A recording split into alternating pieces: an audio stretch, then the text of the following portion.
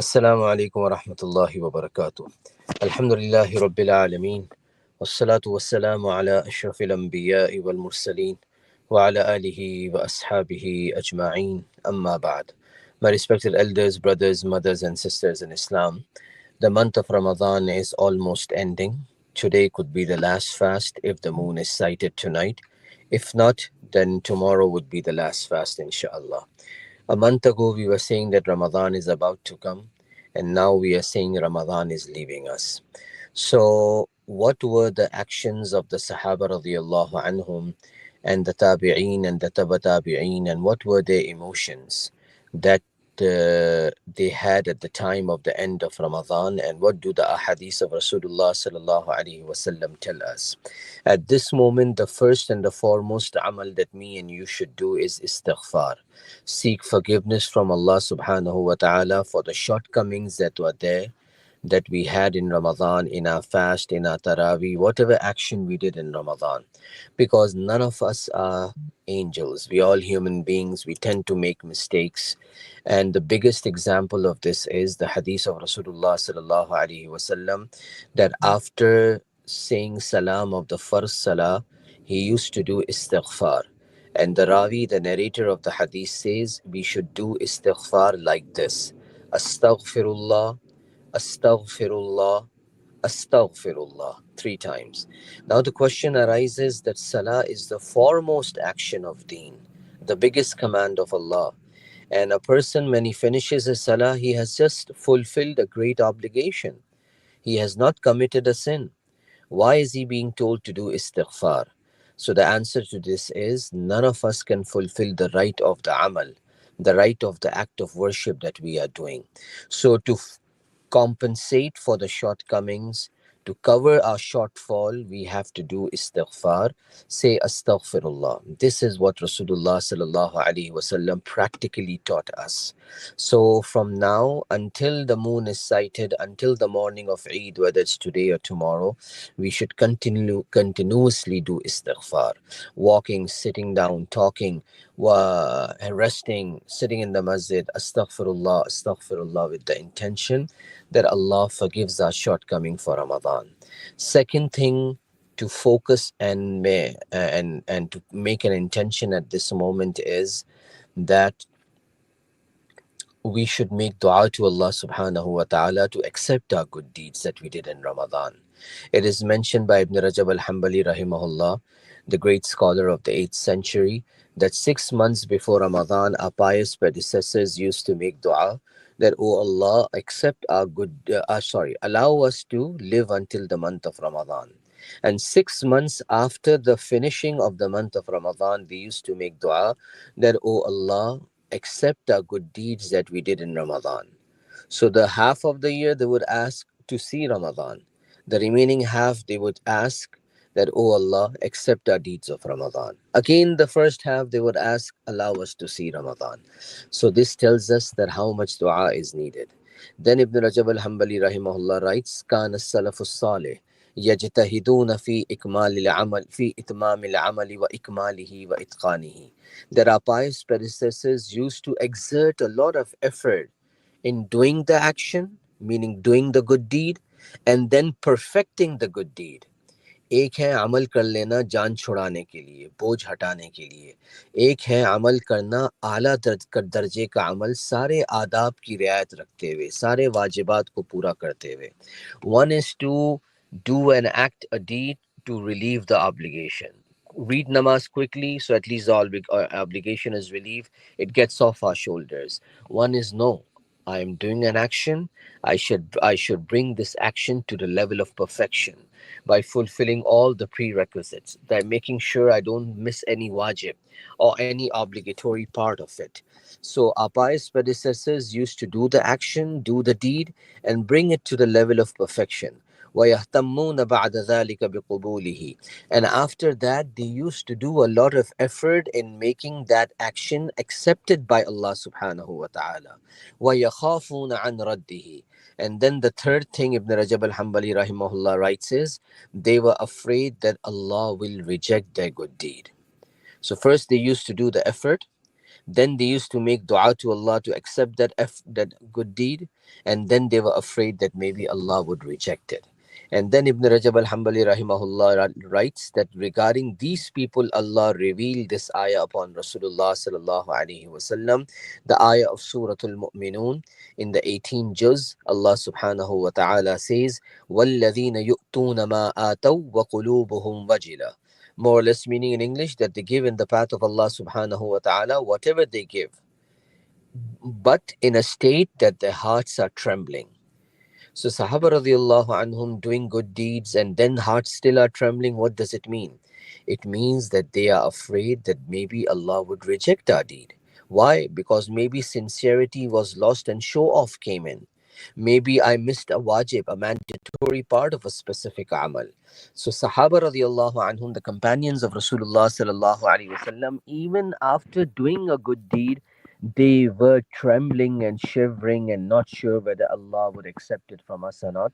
So this gives us an idea what should be my and your situation. We should not lose hope from Allah. We should not say, no, I don't know Allah will accept it or not. No, Allah will accept it. But my amal is so much full of shortfalls and shortcomings. I'm not sure whether show off came in me, or I'm not sure what happened. Maybe because of my shortcoming, Allah might not accept it. This is the way to think. This is the thought process that we should have. So, the second thing for this moment after istighfar is making dua to Allah all the way in until Eid Salah, in Eid Salah also. Umar bin Abdul Aziz rahmatullah alayh, who was known as the fifth Khalifa of the Muslims, though he wasn't the fifth Khalifa, but because of his justice, he was known as the fifth Khalifa. A great pious ruler from amongst the Khulafa, the ruler of the Muslims. Maybe he had rule over 3 continents of today. He used to say to the people, because in those times the Amir, the Khalifa, would give the Eid khutbah. He would say to the people, you fasted for 30 days, you stood up in Taraweeh for 30 nights. Today you have come out in the Eidgah, in the open area, to pray Eid, so you can get these good deeds of yours accepted by Allah subhanahu wa ta'ala. So even on the Eid day in Eid Salah, we are in a hurry to meet people, to greet people, Eid Mubarak, to shake hands, to hug each other. That's fine, we should do. But don't leave the masjid, don't leave the Eid place until you make proper dua. Even after meeting people, sit down for 5 minutes and make dua. Or before that, get our amals accepted by Allah. So the first thing for today that we should do istighfar. Second thing for today is continuous dua that, oh Allah, accept our deeds and forgive our shortcoming. Third thing that is being addressed to us today in this time that we learn from the lives of the Sahaba radiallahu anhum is the English question, the question that we say in English, what's next? Ab agla kya hai? Ramadan is about to end. So all this goodness and all this exertion was only to Ramadan? Should we not continue after Ramadan, or are we free after Ramadan? No, the answer is no. We have to plan for after Ramadan also. Ramadan was not just a one time limited 1 month period. No, Allah gives us Ramadan every year so we can practice, cleanse ourselves, be born like a newborn baby on the day of Eid, and then plan the remaining 11 months accordingly. The ulama say the way a person spends his Ramadan, Allah allows him to spend the remaining 11 months also. So we have to plan. Ka'ab Ahbar rahmatullah alayhi, who was a Jewish rabbi, and in the time of Umar bin Khattab radiallahu anh, he accepted Islam. When Jerusalem came under the Muslim rule, he accepted Islam and he became a great scholar from amongst the Tabi'een. Tabi'een is the generation that saw the companions of Rasulullah sallallahu alayhi wasallam. And he used to say, Man sama Ramadan summa yuhaddisu nafsahu, a person who fasts in the month of Ramadan, and then he says to himself when Ramadan ends that I will continue being good after Ramadan also. I will not be disobedient to Allah subhanahu wa ta'ala. دخل الجنة بغير مسألة ولا حساب. Allah will make his entrance into Jannah on the day of judgment very easy for him. And on the flip side, if a person fasts in the month of Ramadan, and when Ramadan comes to an end, he says to himself, it's fine. Now I can do whatever I was doing before Ramadan. I can sin also. I can enjoy life against the commands of Allah also. In other words, I'm carefree now. I don't have to be concerned because Ramadan has come to an end. If such is the case, Allah subhanahu wa ta'ala says to him, فَصِيَامُهُ عَلَيْهِ مَرْدُودٌ. I will return your fast back to you. I don't need your fast. Because as if, na'uzubillah, you are joking with Allah. So this tells us we have to plan for after Ramadan.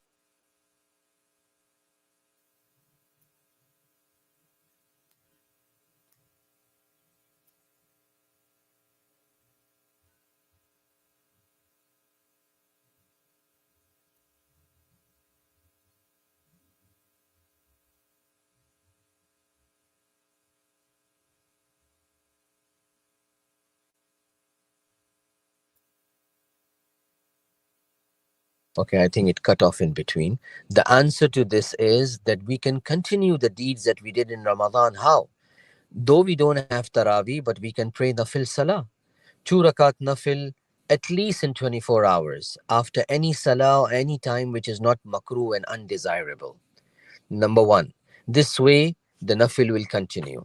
We used to make dua, continue making dua. One is we make short duas after every salah. One is at least 24 hours, sit down properly, whether after salah or not in salah, anytime. Make wudu and make proper dua to Allah, 2 minutes, 3 minutes, 4 minutes. Ask everything that is in your list. This way dua will continue. We used to take out sadaqah, charity every day. Take out charity every day after Ramadan also. Have an envelope inside the house. Have a box, a piggy bank or something. Once after every month, empty it, take it to the nearby masjid, put it in the Nafil Sadaqah box. Or you know certain people in the community who deserve charity sadaqah, give it to them. If you cannot do this, send it back home. So many options are there back home, so many poor people are there. This is where we continue our sadaqat also. We used to read Quran every day. Make sure we fast 2 minutes, not much, 2 minutes or 3 minutes of reading Quran every day. Don't go to sleep if you have missed your 2 minutes for that day. We need to suppress ourselves. This way, inshallah, you will continue the Quran also. So Nafil is also continuing, recitation of the Quran is also continuing, dua is also continuing, sadaqah is also continuing. And the last thing is, what about fasting? Rasulullah sallallahu alaihi wasallam used to fast every Monday and Thursdays of the week. And he also used to fast on the 13th, 14th, and the 15th of every Islamic month. So we can fast maybe whichever Monday we can. Doesn't have to be all the Mondays and Thursdays. We can fast on the 13th, 14th, and 15th of the lunar calendar. Or maybe only the 13th or only the 15th, whatever you can. At least we start. So at least 1 or 2 days of Nafil optional fasting every month. This way we will continue what we were doing in Ramadan. This is what is required from me and you to continue this streak, this avenue, this path जो रास्ता अच्छे कामों का बन गया उसको लेके रमजान के बाद भी चलना है. We remind ourselves also, we remind our family members also, we remind our children also. We will end here. If today is the last fast, then this would be the last ta'aleem. If not, then inshallah we'll have ta'aleem tomorrow. Whatever was said and heard, may Allah subhanahu wa ta'ala give us the understanding. Ameen. Alhamdulillahi Rabbil Alameen. والصلاة والسلام على أشرف الأنبياء والمرسلين وعلى آله وأصحابه أجمعين. ربنا آتنا في الدنيا حسنة وفي الآخرة حسنة وقنا عذاب النار. या अल्लाह हम सब के सगीरा कबीरा गुनाहों को माफ़ फरमा. या अल्लाह हम सब को कौलन फ़िअलन सूरतन सीरतन अखलाक़न खुलुक़न हर तरीके से हुज़ूर सल्लल्लाहु अलैहि वसल्लम की इत्तिबा नसीब फरमा. या अल्लाह मुसलमान पूरे आलम में जहाँ जहाँ आबाद हैं उनकी ईमानों की, जानों की, मालों की, आबरुओं की, मुल्कों की, हुदूद की अपने फ़ज़ल व करम से हिफाजत फरमा. या अल्लाह हम में जितने बीमार हैं, जिन्होंने भी इस वक्त हाथ उठाए हुए हैं, और या अल्लाह हमारे जो वालदैन में से, रिश्तेदारों में से जितने बीमार हैं, सबको अपनी रूहानी जिस्मानी बीमारियों से शिफाए कामिला आजिला नसीब फरमा. या अल्लाह जितने बेरोज़गार हैं सबको हलाल रोज़गार मुहैया फरमा. जितने कर्ज़दार हैं सबके कर्ज़ों और गैब से बंदोबस्त फरमा. जितने परेशान हाल हैं सबकी परेशानियों को दूर फरमा. जिसकी جو بھی نیک تمنا ہے اپنے فضل و کرم سے اس کو پورا فرما۔ یا اللہ جنہوں نے بھی ہم سے دعاؤں کی درخواست کی یا ہم سے دعاؤں کی امید رکھتے ہیں، یا اللہ محض اپنے فضل و کرم سے ان کے تمام مسائل کو حل فرما۔ یا اللہ ہمارے والدین رشتہ دار جتنے بھی اس دنیا سے چلے گئے سب کی مغفرت فرما۔ یا اللہ تو ہماری قبروں کو بھی جنت کے باغوں میں سے باغ بنا۔ یا اللہ ہم میں جو صاحب اولاد ہیں ان کی اولاد کو نیک اور صالح بنا۔ یا اللہ جو بے اولاد ہیں ان کو نیک صالح اولاد عطا فرما۔ یا اللہ جن کے حلال کاروبار ہیں ان میں برکت عطا فرما۔ یا اللہ جن کے کام کاج حلال نہیں ہیں ان کو حلال بنانے کی توفیق اور ہمت نصیب فرما۔ یا اللہ پورے عالم میں مسلمان جہاں جہاں مظلوم ہیں، عراق، افغانستان، فلسطین، یمن، سیریا، برما، پاکستان، ہندوستان، بنگلہ دیش، کشمیر، فرانس، چائنا، افریقی ممالک، ہمارے علم میں ہے کہ نہیں، سب کے ساتھ رحم کا، کرم کا معاملہ فرما۔ یا اللہ خصوصاً ہمارے فلسطینی بہن بھائیوں کی حفاظت فرما۔ یا اللہ ان کی ضروریات غیب سے ان کو مہیا فرما۔ جو لوگ ان کو مار رہے ہیں یا اللہ تو اکیلا ان کے لیے کافی ہو جا۔ عید کی خوشیاں انہیں بھی نصیب فرما۔ یا اللہ جو اس مہینے میں ٹوٹی پھوٹی ہم سے عبادت ہوئی اس کو قبول فرما۔ یا اللہ جو کمی کوتاہی ہوئی اس کو معاف فرما۔ یا اللہ اس حالت میں یہ مہینہ ہم سے جدا ہو کہ یا اللہ آپ ہم سے راضی ہوں اور ہمارے گناہوں کی مغفرت ہو گئی ہو۔ یا اللہ یہ مہینہ اس حالت میں ہم سے راضی ہو کہ یا اللہ ہمارے گھر والوں کی، ہمارے بچوں کی، ہمارے والدین کی، اساتذہ کی، سب کی مغفرت ہو گئی ہو۔ یا اللہ ہم سب کا خاتمہ ایمان پہ نصیب فرما۔ سبحان ربک رب العزت عما یصفون وسلام علی المرسلین والحمد للہ رب العالمین۔ جزاک اللہ خیرا والسلام علیکم ورحمۃ اللہ وبرکاتہ۔